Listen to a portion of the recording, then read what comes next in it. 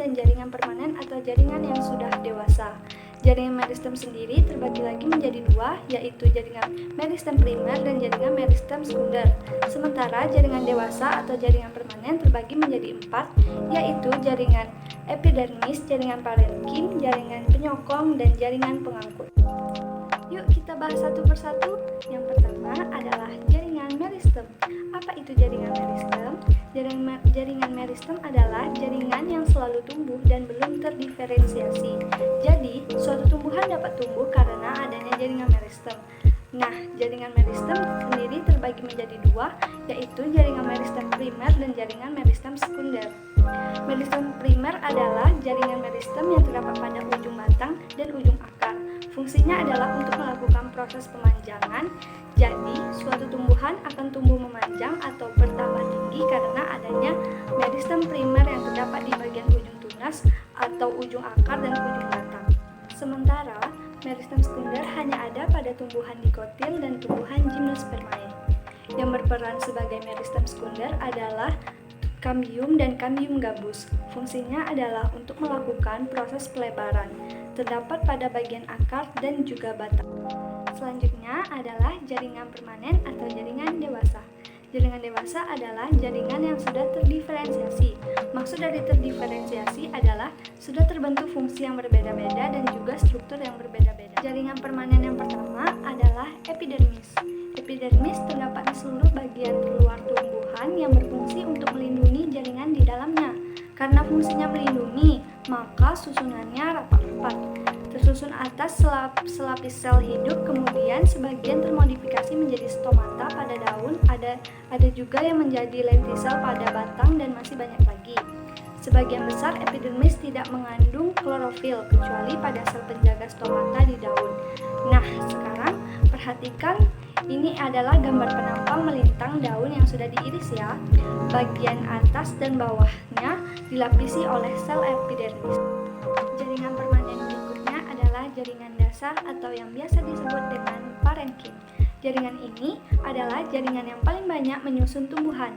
Jaringan dasar ini tersusun atas sel-sel hidup, membentuk struktur morfologi dan fisiologi yang sangat bervariasi. Ada di seluruh bagian tubuh tumbuhan dengan vakuola yang berlimpah. Vakuola tersebut berkaitan dengan fungsi parenkim, yaitu sebagai penyimpan cadangan makanan, udara, air, dan lain-lain. Memiliki ruang antar sel sehingga letaknya tidak terlalu rapat. Kemudian, pada dinding sel yang telah menebal, ada celah-celah plasmodesmata yang nantinya akan berkaitan dengan pengangkutan ekstravaskuler. Sebagian parenkim ada yang memiliki klorofil. Parenkim yang memiliki klorofil biasanya disebut dengan klorenkim. Kita lanjut ke jaringan penyokong, yaitu jaringan yang berfungsi untuk menguatkan tumbuh-tumbuhan.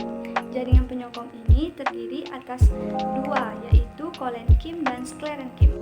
Perbedaannya, jika kolenkim tersusun atas sel-sel hidup, maka sklerenkim tersusun atas sel-sel mati. Lalu, kolenkim menyokong tumbuhan yang masih muda, sementara sklerenkim menyokong tumbuhan yang sudah tua.